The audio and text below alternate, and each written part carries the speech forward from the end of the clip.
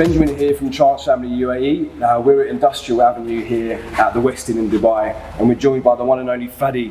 He's one part of the breathtaking trance duo Aly&Fila. So yeah, he's here to showcase his album, which is all about the melody. I guess we can't really ask you what it's all about and where it came from. It's all about the melody. It's for itself, I guess. Exactly, yeah. Congratulations, it's your 6th studio artist album. Thank you so much. Which track specifically resonates with you and gets the most plays in your sets?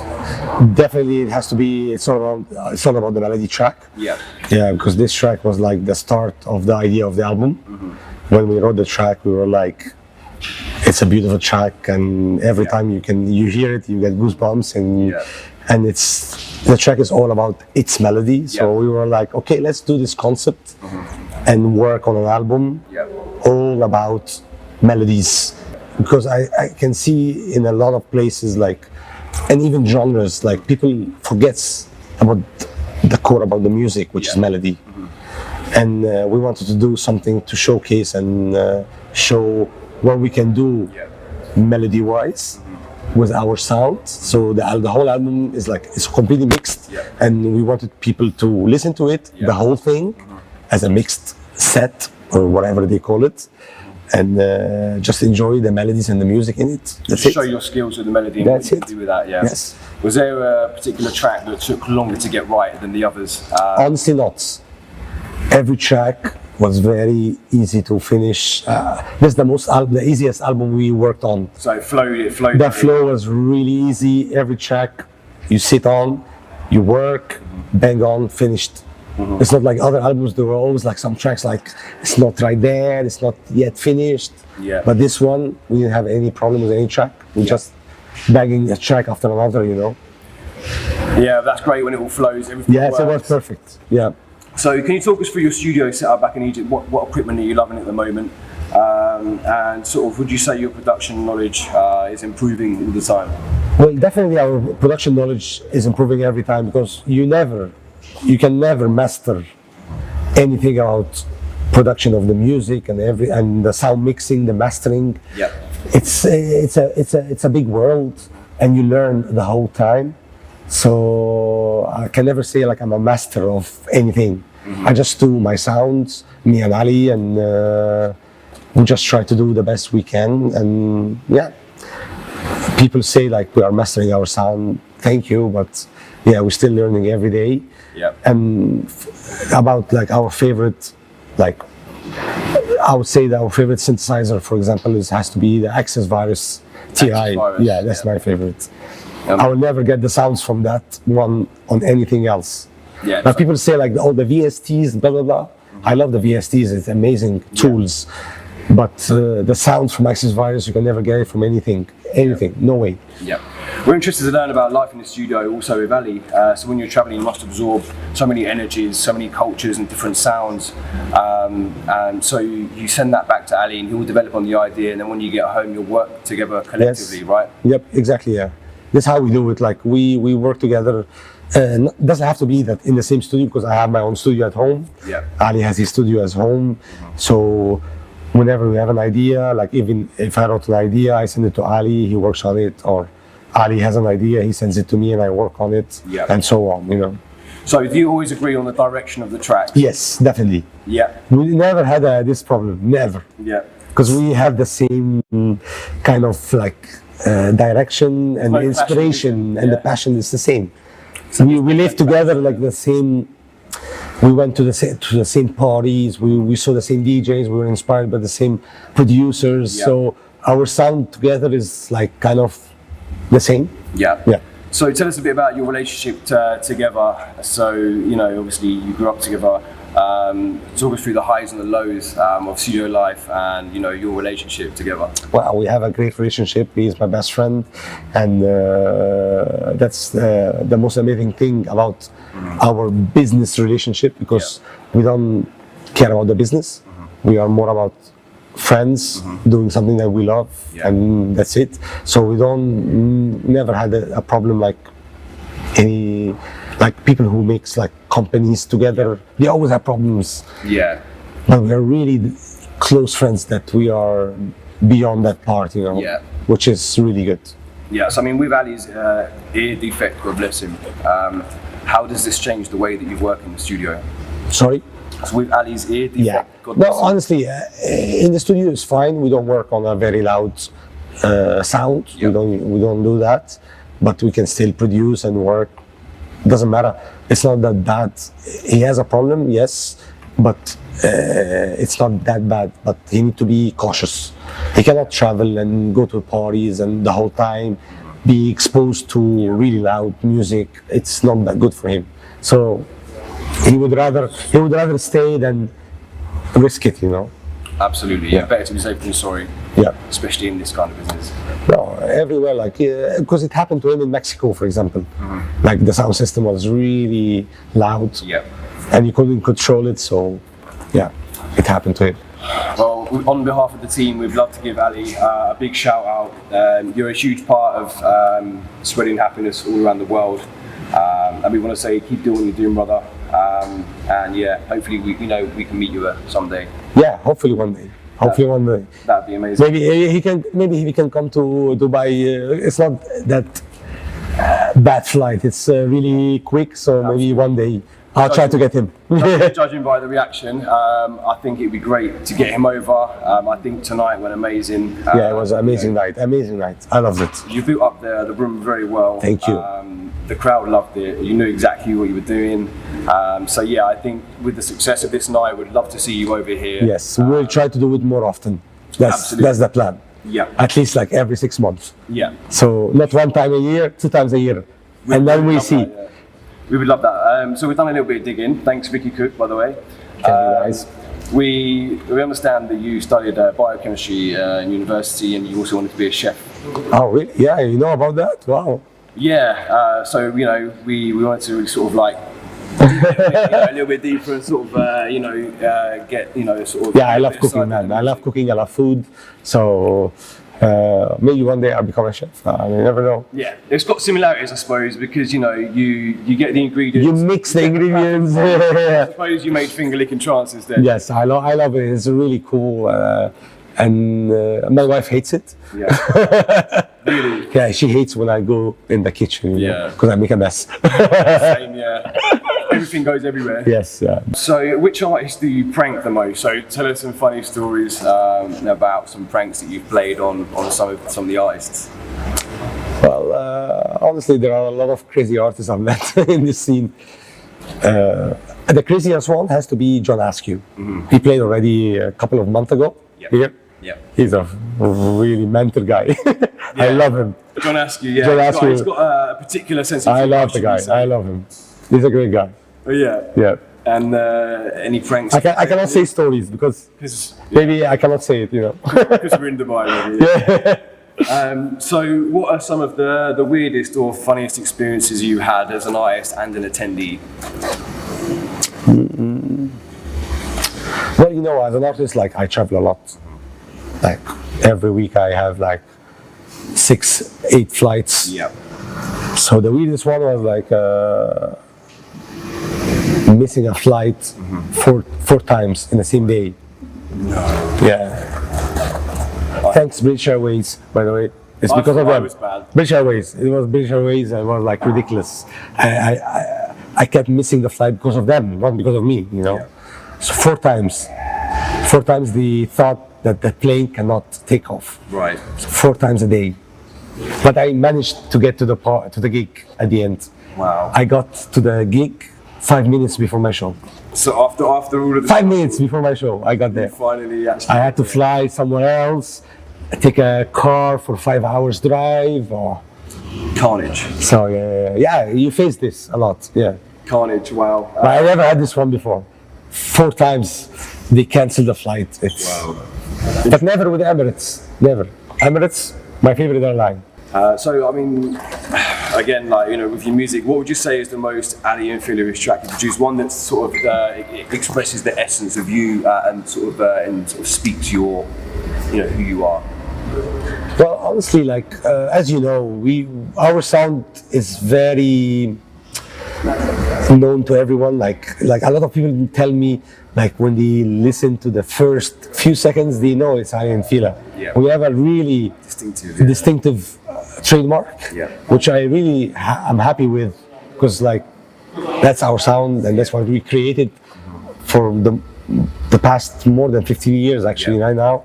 So I'm really happy that people are still enjoying what we're doing, enjoying our sound, even if it's kind of maybe so distinctive, but still they love it, you know. And that's the same for me.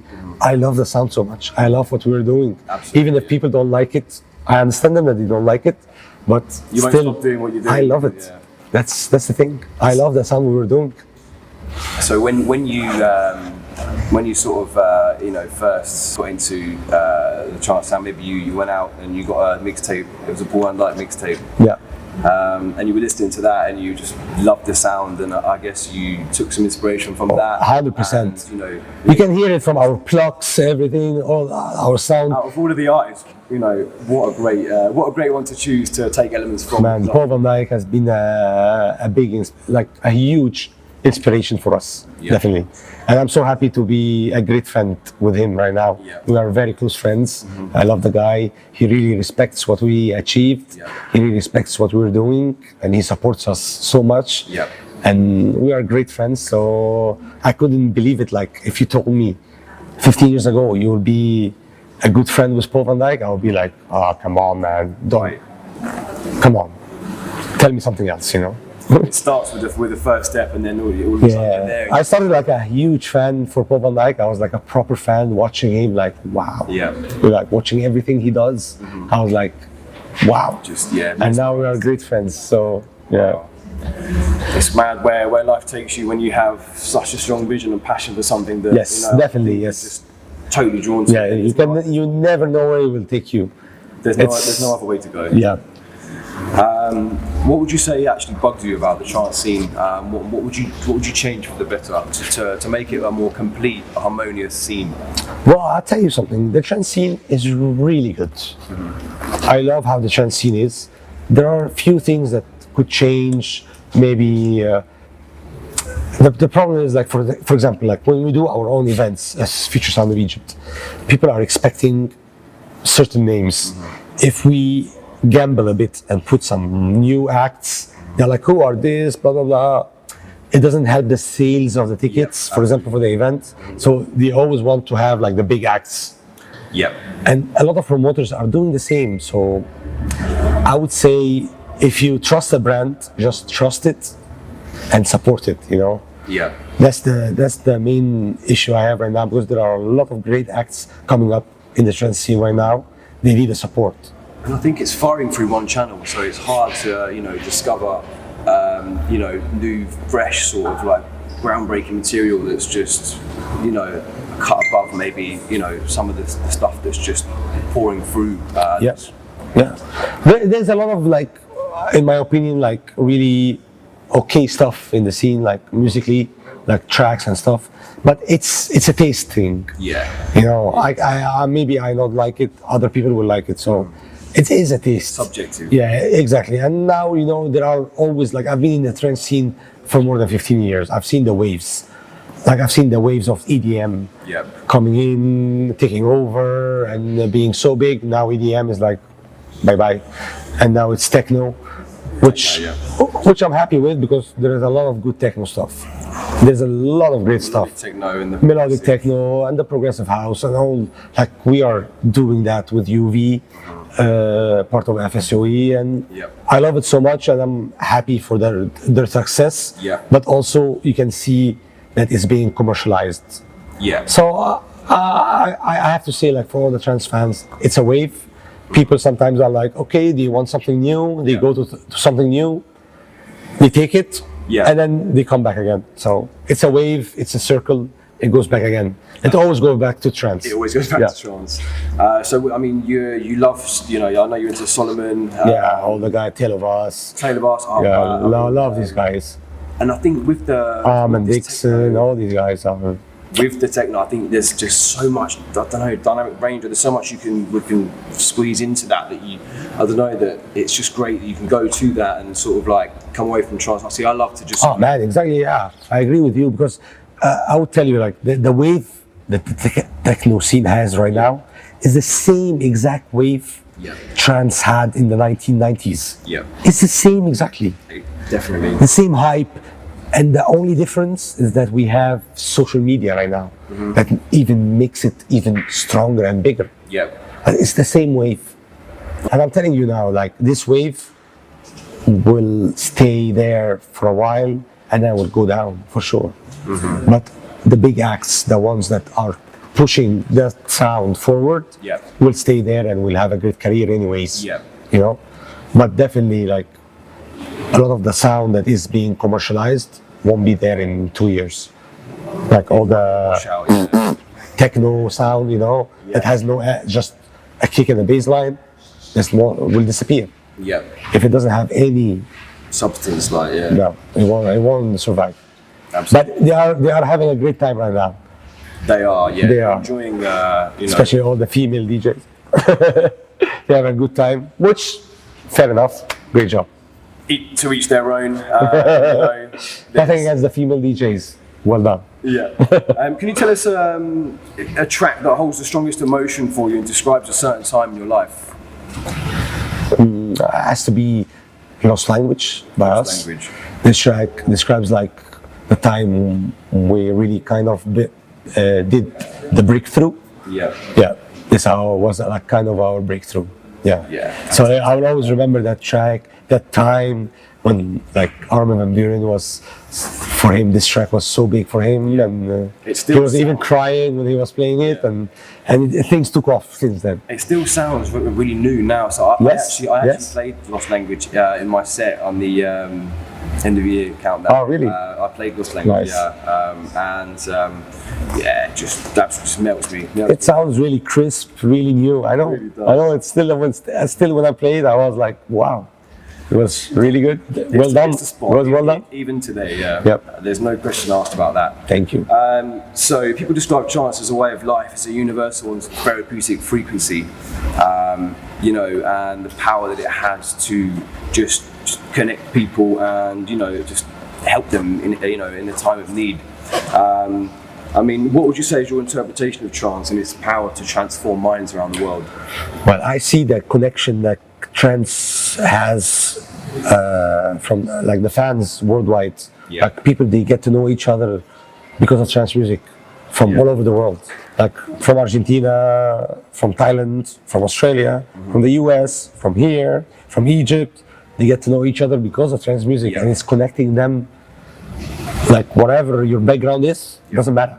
Yeah. You just connect them. It doesn't matter you're white, black, Christian, Muslim, Jew, whatever, it doesn't matter. Everyone's together in that moment. And that's really what that's how the world should be, in my opinion. Yes. The world needs to take a leaf out of trance. Yes. It shouldn't be anything other than respect and love each other, and that's it. Totally agreed, 100%. What would you say that a lot of the up-and-coming artists, what mistakes would you say that they're making? What advice would you give to them to get them to the next stage of their career? Well, I would say that I've seen a lot of upcoming artists that as soon as they get like one hit or something, it gets into their head. Yeah. And they forget where they are coming from. Yeah. And that's very wrong. They shouldn't do that. It shouldn't go that way. You should stay humble. Yeah. Enjoy your success. And keep working hard. Because nothing is certain, you cannot take anything for granted. Yeah. The success you have can just live for 1 year or 2 years.